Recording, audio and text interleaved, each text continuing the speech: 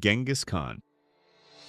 Genghis Khan, born Temujin in 1162, founded the Mongol Empire, which became the largest contiguous empire in history. His military campaigns were marked by their speed, brutality, and strategic brilliance. Genghis Khan's use of psychological warfare, espionage, and highly mobile cavalry units allowed him to conquer vast territories across Asia and Europe. His most notable victories include the conquest of the Khwarezmian Empire in 1220 and the defeat of the Jin dynasty in China. Genghis Khan's legacy as a warrior is unparalleled, with his empire influencing the course of history for centuries.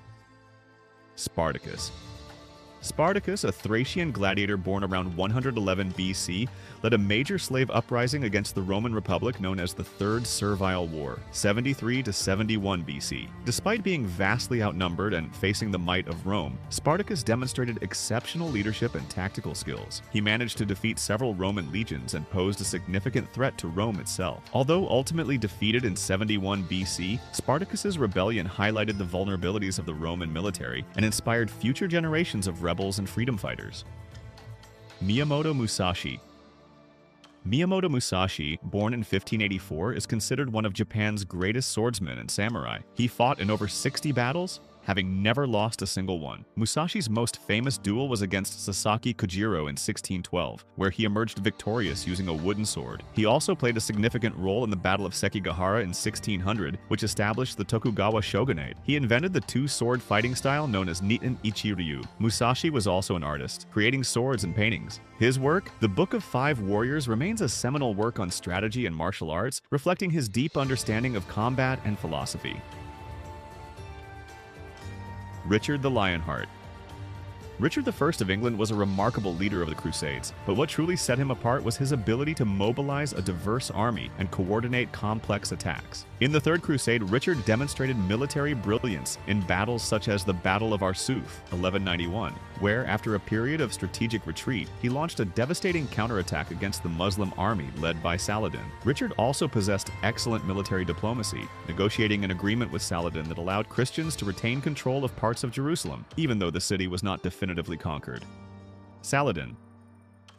Between 1187 and 1193, Saladin became the most important military figure in the Islamic world during the Crusades. In 1187, he achieved a decisive victory against the Crusaders at the Battle of Hattin, where he destroyed the army of the Kingdom of Jerusalem. This victory led directly to the recapture of Jerusalem, an event that had a huge impact on the medieval world. Saladin was known not only for his military skill, but also for his strategic control and discipline of his army. He avoided unnecessary battles, wore down the enemy by cutting off their resources, and used the mobility of his cavalry. Even his opponents respected him for his conduct in war.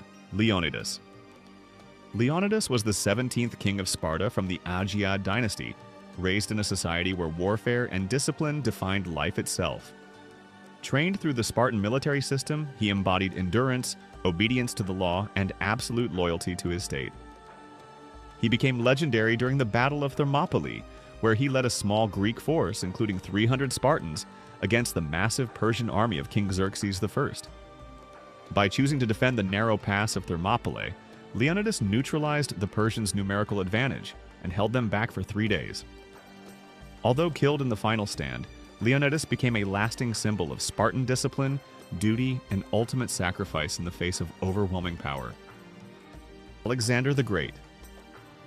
Alexander III of Macedonia, known as Alexander the Great, was born in 356 BC and became king of Macedonia at just 20 years old, after the assassination of his father, Philip II.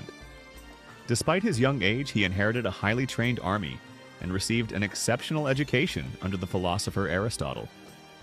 Alexander is regarded as one of the most successful military commanders in history, having never lost a major documented battle.